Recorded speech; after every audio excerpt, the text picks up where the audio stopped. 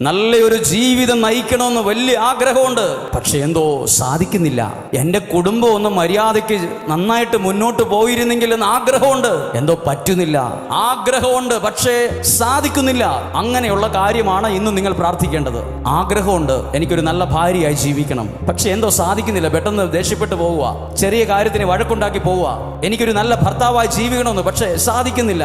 എന്നറിയില്ല, അങ്ങനെയൊക്കെ അങ്ങ് പെരുമാറി പോവുകയാണ്, പൊട്ടിത്തെറിച്ച് പോവുകയാണ്. ഒരു കുടുംബത്തിലെ ഒരു സങ്കടം പറഞ്ഞതുപോലെ, ചെറിയ കാര്യത്തിന് പോലും എൻ്റെ വീട്ടിൽ വലിയ വഴക്കാണ്. ചെറിയ വിഷയത്തിന് പോലും ദിവസങ്ങളോളം മിണ്ടാതിരിക്കുകയാണ്. ചെറിയ വിഷയം ഉണ്ടാകുമ്പോൾ ദിവസങ്ങളോളം ഈച്ച കുത്തിയതുപോലെ മുഖമിരിക്കുന്നു. നിനക്ക് ചിരിച്ചാലെന്താ? എന്താ നീ ഇങ്ങനെ മുഖം വീർപ്പിച്ചിരിക്കുന്നത്? അതിന് മാത്രം വിഷയം എന്താണ് ഉണ്ടായത്? ചെറിയ കാര്യത്തിന് പോലും വലിയ പിണക്കങ്ങൾ. ഇവിടെ വചനം എഴുതിയിരിക്കുകയാണ്, നിവർന്നു നിൽക്കാൻ ആഗ്രഹമുണ്ട്, പക്ഷേ സാധിക്കാത്തത് മൂലം കൂനിപ്പോയ ഒരുവൾ അവിടെ ഉണ്ടായിരുന്നു. എങ്ങനെയായി പോയ?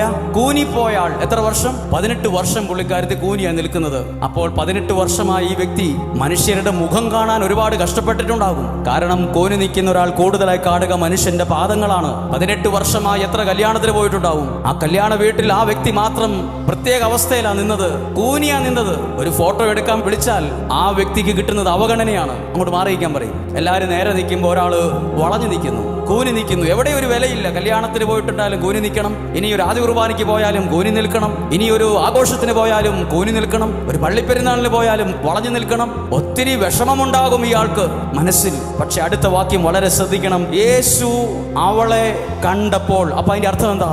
യേശു അവളെ കണ്ടു. ആരാ യേശു? യേശുവിന്റെ ക്യാരക്ടർ എഴുതിയിരിക്കുകയാണ്. വലിയ മിടുക്കന്മാരുണ്ട് ആ സിനഗോഗിൽ. അവിടെ വലിയ പ്രമാണിമാരും വലിയ മിടുക്കന്മാരൊക്കെ ഈ സിനഗോഗിലുണ്ട്. എന്തിയെ എഴുതാഞ്ഞത്?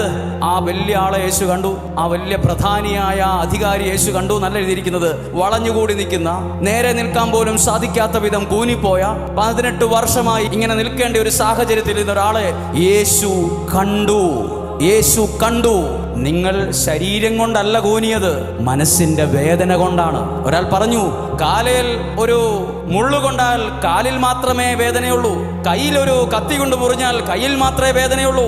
പക്ഷെ മനസ്സ് മുറിഞ്ഞാൽ കാലിന് മാത്രമല്ല വേദന, കൈക്ക് മാത്രമല്ല വേദന, ശരീരം മുഴുവൻ വേദനിക്കും. മനസ്സ് വേദനിച്ചിരിക്കുന്ന ഒരുപാട് പേരുണ്ട് ഇവിടെ. എവിടെയൊക്കെയോ നിങ്ങൾ സങ്കടപ്പെടുന്നുണ്ട്. ആരോടും പറയാൻ കഴിയാത്ത, ഒറ്റയ്ക്കൊറ്റയ്ക്ക് സഹിക്കുന്ന കടുകട്ടിയായ വേദനകൾ നിങ്ങൾക്കുണ്ട്. നിങ്ങളെ യേശു കാണുന്ന സമയമാണിത്.